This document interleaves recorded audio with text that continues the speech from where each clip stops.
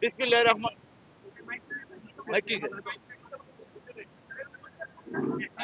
বিসমিল্লাহির রহমানির রহিম।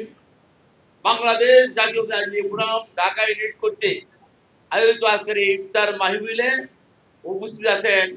আজকের এই ইফতার মাহফিলের প্রধান আকর্ষণ, প্রধান অতিথি আমাদের অত্যন্ত প্রাণপ্রিয় নেতা, যাকে আমি এরশাদ বিরোধী আন্দোলন থেকে আইনজীবী সমন্বয় পরিষদের মাধ্যমে পরিচিত হয়েছিলাম, সানাউল্লাহ মিয়ার সাথে থেকে এবং আরো অনেকের সাথে থেকে, যিনি এরশাদ বিরোধী আন্দোলনে সফলভাবে সমাপ্তি হওয়ার পর 91 নির্বাচনে দেশনেত্রী বেগম খালেদা জিয়া ঢাকা 5 এবং ঢাকা 9 দুইটা নির্বাচনী এলাকায় নির্বাচন করেছিলেন, যার সমন্বয়কারী ছিলেন আজকের প্রধান অতিথি।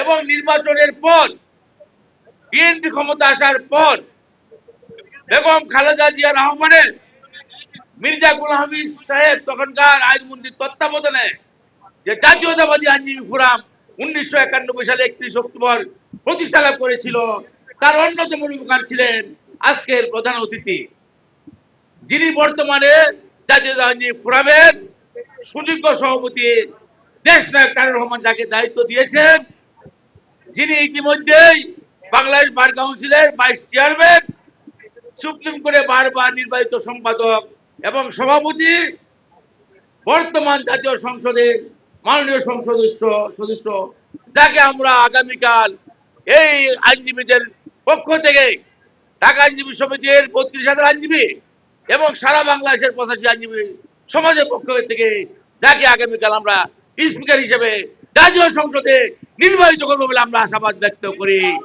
আজকে উনি আমাদের মাঝে উপস্থিত হয়েছেন। উনি আইনজীবীদের মাঝে যে ভালোবাসা পেয়েছেন এবং উনি আমাদেরকে যে ভালোবাসা দিয়ে যাচ্ছেন, আজকে উপস্থিত হওয়ার জন্য তার প্রতি কৃতজ্ঞতা জানাচ্ছি, ধন্যবাদ জানাচ্ছি। এবং তার কাছে আমি আহ্বান জানাবো, আমাদের আইনজীবী সমাজ 17 বছর আন্দোলন করেছে। এই অন্তর্বর্তীকালীন সরকারের সময়ে আমাদের অনেক আইনজীবী নিয়োগ পেয়েছেন, অনেকে বঞ্চিত হয়েছেন।